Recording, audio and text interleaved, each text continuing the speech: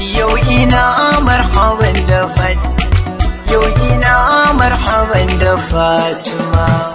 Hakika in ka je ana a sa miya cinikin tuwo ya kare, hakan ta sa yaren gidan Alhaji Salihu Idris da na Alhaji Abbas Naira ke farin cikin gayyatar al'umma zuwa ɗaurin auren 'ya'yansu Ishaq Salihu Idris da aka fi sani da Malam Ishaq da kuma gimbiyarsa da ya darje ya kuma zaɓo ta a cikin sauran mata Fatima Abbas Naira da aka fi sani da Shukra a ranar Lahadi 14 ga watan Fabrairu 2021 da misalin karfe 11 na safe.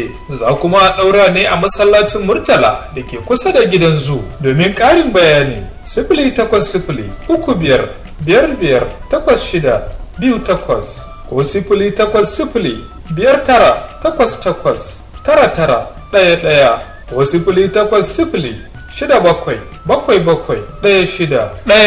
Allah ya bada ikon halarta. Amin summa amin. Sanarwa SU Multimedia Services Yola. Yau